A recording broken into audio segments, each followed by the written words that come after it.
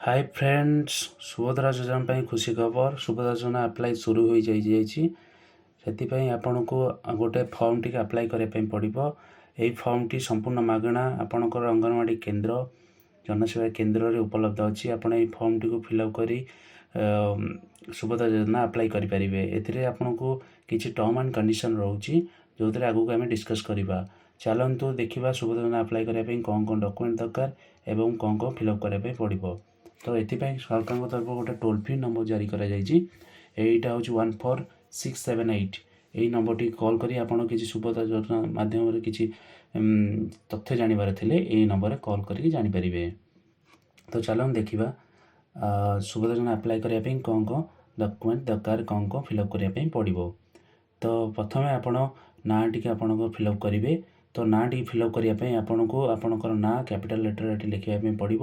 ଆପଣ ଓଡ଼ିଆରେ ବି ଫିଲ୍ଅପ୍ କରିପାରିବେ, ଇଂଲିଶରେ ବି ଫିଲ୍ଅପ୍ କରିପାରିବେ। ତ ଆଧାର ସଂଖ୍ୟା ଆପଣଙ୍କୁ ଏଠି ଫିଲ୍ଅପ୍ କରିବା ପାଇଁ ପଡ଼ିବ। ତ ଆଧାର ସଂଖ୍ୟା ଆପଣଙ୍କୁ 12 ଡିଜିଟ୍ର ଆଧାର ସଂଖ୍ୟା ଏଠି ଫିଲ୍ଅପ୍ କରିବା ପାଇଁ ପଡ଼ିବ।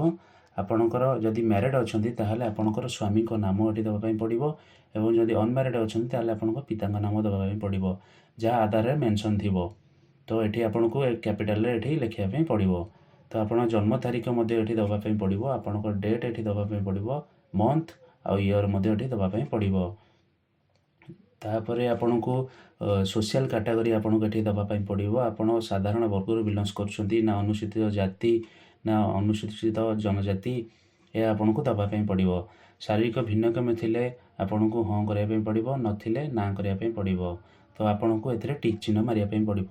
ଯଦି ଆପଣଙ୍କ ଆଧାରରେ ମୋବାଇଲ୍ ନମ୍ବର ସଂଯୋଗ ଅଛି, ତାହେଲେ ଆପଣ ଆଧାରରେ ମୋବାଇଲ୍ ନମ୍ବର ସଂଯୋଗ ଥିବ, ତାହେଲେ ଆପଣଙ୍କୁ ସେଇ ନମ୍ବରଟି ଏଠି ଦେବା ପାଇଁ ପଡ଼ିବ। ତ ଯଦି ଆପଣଙ୍କ ପାଖରେ କିଛି ଏକ୍ସଟ୍ରା ନମ୍ବରଟି ଅଛି ତାହେଲେ ଆପଣଙ୍କୁ ଏଠି ଦେବା ପାଇଁ ପଡ଼ିବ। ଆପଣଙ୍କ ଡିଷ୍ଟ୍ରିକ୍ଟ ନେମ୍ଟି ଏଠି ଲେଖିବା ପାଇଁ ପଡ଼ିବ। ଆପଣ କେଉଁ ଜିଲ୍ଲାରୁ ବିଲଙ୍ଗସ୍ କରୁଛନ୍ତି ଏଠି ଆପଣଙ୍କୁ ଲେଖିବା ପାଇଁ ପଡ଼ିବ। ଆପଣ ଯଦି ଆପଣଙ୍କର ଗ୍ରାମାଞ୍ଚଳରୁ ବିଲଙ୍ଗସ୍ କରୁଛନ୍ତି ତାହେଲେ ଆପଣଙ୍କୁ ଏଇଟା ଫିଲ୍ଅପ୍ କରିବାକୁ ପଡ଼ିବ। ତ ଆପଣଙ୍କର ଗାଁ ନାଁ ଦେବେ ଏଠି, ଆପଣ ଗ୍ରାମ ପଞ୍ଚାୟତ ଏବଂ ବ୍ଲକଟି ଏଠି ଦେବେ। ଯଦି ଆପଣ ସହରାଞ୍ଚଳରୁ ବିଲଙ୍ଗସ୍ କରୁଛନ୍ତି ତାହେଲେ ଏଇଟା ଆପଣଙ୍କୁ ଫିଲ୍ଅପ୍ କରିବା ପାଇଁ ପଡ଼ିବ। ୱାର୍ଡ଼ ନମ୍ବର, ଲୋକାଲ୍ ବଡ଼ି ଆଉ ସହର ନଗରର ଦେବା ପାଇଁ ପଡ଼ିବ। ଯଦି ଆପଣଙ୍କର ଆଧାର କାର୍ଡ଼ରେ ମୋବାଇଲ୍ ନମ୍ବରଟି ଲିଙ୍କ୍ ଅଛି ତାହେଲେ ଆପଣ ଆଧାର କାର୍ଡ଼ରେ ଯେଉଁ ମୋବାଇଲ୍ ନମ୍ବରଟି ଲିଙ୍କ୍ ଅଛି ତାହେଲେ ସେଇଥିରେ ଆପଣଙ୍କର ବ୍ୟାଙ୍କ ଆକାଉଣ୍ଟ ମଧ୍ୟ ଲିଙ୍କ୍ ଥିବ। ତ ଆପଣ ବ୍ୟାଙ୍କ ଆକାଉଣ୍ଟ ଯେଉଁ ଲିଙ୍କ୍ ଅଛି ଆଧାରରେ, ତ ସେଇ ବ୍ୟାଙ୍କ ଆକାଉଣ୍ଟଟି ଏଠି ଡିଟେଲ୍ସଟି ଦିଅନ୍ତୁ। ଯଦି ଆପଣଙ୍କ SBI ଅଛି ତ ଷ୍ଟେଟ୍ ବ୍ୟାଙ୍କ ଅଫ୍ ଇଣ୍ଡିଆ ଏଠି ଲେଖିପାରିବେ। ତ ଏହା ରହୁଛି କିଛି ଘୋଷଣାନାମା, ସରକାରଙ୍କ ଦ୍ୱାରା କିଛି ଟର୍ମ ଆଣ୍ଡ କଣ୍ଡିସନ୍ ରହୁଛି। ତ ଏଇଟାକୁ ଆପଣ ଭଲସେ ପଢ଼ିକି ଆପଣଙ୍କୁ ଟିକ୍ ଚିହ୍ନ ମାରିବାକୁ ପଡ଼ିବ। ତ ଧ୍ୟାନ ରଖିବେ, ଟିକ୍ ଚିହ୍ନଟି ଆପଣଙ୍କୁ ଏ ବକ୍ସ ଭିତରେ ରହିବା ପାଇଁ ପଡ଼ିବ। ମୁଁ ଓଡ଼ିଶାର ବାସିନ୍ଦା ଅଟେ। ତ ଆପଣ ଯଦି ଓଡ଼ିଶାର ବାସିନ୍ଦା ହେଇଥିବେ ତାହେଲେ ଏଇଟା ଓଡ଼ିଶାର ବାସିନ୍ଦା କୁ ଟିକ୍ କରିବେ। ଆପଣଙ୍କ ବୟସ ଯଦି 21 ବର୍ଷରୁ ଅଧିକ ଏବଂ 60 ବର୍ଷରୁ କମ୍ ହୋଇଛି ତାହେଲେ ଏଇଟା ଆପଣଙ୍କୁ ଟିକ୍ କରିବା ପାଇଁ ପଡ଼ିବ।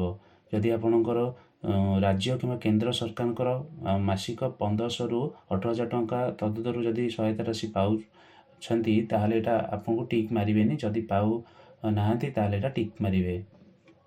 ତ ଏମିତି କିଛି ଆପଣଙ୍କ ଟର୍ମ ଆଣ୍ଡ କଣ୍ଡିସନ୍ ଅଛି। ତ ଆପଣ ଏଗୁଡ଼ିକୁ ଭଲ ଭାବରେ ପଢ଼ିକି ଆପଣଙ୍କୁ ଟିକ୍ ଚିହ୍ନ ମାରିବା ପାଇଁ ପଡ଼ିବ। ତ ଆପଣଙ୍କର ପାରିବାରିକ ଆୟ ଆପଣଙ୍କର 2.5 ଲକ୍ଷ ଟଙ୍କାରୁ କମ୍ ହୋଇଥିଲେ ଆପଣ ଏଥିରେ ଟିକ୍ ଚିହ୍ନ ମାରିପାରିବେ। ତ ଏହା ହେଉଛି ଗଭର୍ଣ୍ଣମେଣ୍ଟର ଗୋଟେ ନୂତନ ଯୋଜନା। ତ ଆପଣଙ୍କୁ ଏହା ଯୋଜନା ଡାଇରେକ୍ଟ ଆପଣଙ୍କ ବ୍ୟାଙ୍କ ଆକାଉଣ୍ଟକୁ ବାଲାନ୍ସ ଆସିବ, ଯେଉଁଠିକି ଆପଣଙ୍କୁ ଗଭର୍ଣ୍ଣମେଣ୍ଟ ତରଫରୁ ଗୋଟେ ATM କମ୍ ଡେବିଟ୍ କାର୍ଡ଼ ଆପଣଙ୍କୁ ଉପଲବ୍ଧ କରାଯିବ, ଯେଉଁଥିରେ ଆପଣଙ୍କୁ ଗଭର୍ଣ୍ଣମେଣ୍ଟ ତରଫରୁ ଯେଉଁ ପଇସାଟି ଆସିବ ଆପଣ ଉଠାଇ ପାରିବେ। ତ ଏହା ତଳେ ଆପଣଙ୍କୁ ଦେଖିବେ ଆବେଦନକାରୀଙ୍କ ଦସ୍ତଖତ ରହିଛି। ଏଇଠି ଆପଣଙ୍କର ନିଜସ୍ୱ ଦସ୍ତଖତ ଦେବେ ଏବଂ ତାରିଖ, କେଉଁ ତାରିଖରେ ଆବେଦନ କରିଛନ୍ତି ସେଇଟା ଏଠି ଫିଲ୍ଅପ୍ କରିବେ। ଏବଂ ଆବେଦନ ଶେଷ ପେଜ୍ରେ ଯେଉଁ ଅଛି ସେଥିରେ ଆପଣଙ୍କର ଯେଉଁଠି ସବମିଟ୍ କରିବେ ସେଠି ଆବେଦନ ପତ୍ରର ନମ୍ବର ରହିବ ଏବଂ ଆବେଦନ ତାରିଖ ରହିବ ଏବଂ ଆବେଦନ ଯିଏ କରୁଛନ୍ତି ତାଙ୍କର ସମ୍ପୂର୍ଣ୍ଣ ନାମଟି ରହିବ ଏବଂ ଆଧାର ନମ୍ବରଟି ରହିବ। ଏହା ହେଉଛି ସମ୍ପୂର୍ଣ୍ଣ ବିବରଣୀ ଆଧାର ଆପ୍ଲାଏ କରିବା ପାଇଁ। ଆପଣଙ୍କୁ ସୁଭଦ୍ରା ଯୋଜନା ଆପ୍ଲାଏ କରିବାର ଏହା ସମ୍ପୂର୍ଣ୍ଣ ବିବରଣୀ। ଏହାକୁ ସଠିକ୍ ଭାବେ ଆପଣ ଫିଲ୍ଅପ୍ କରି ଆପଣ ନିକଟସ୍ଥ ମୋ ସେବା କେନ୍ଦ୍ର, ଜନସେବା କେନ୍ଦ୍ର କିମ୍ବା ଅଙ୍ଗନବାଡ଼ି କେନ୍ଦ୍ରରେ ସେଠି ଥିବା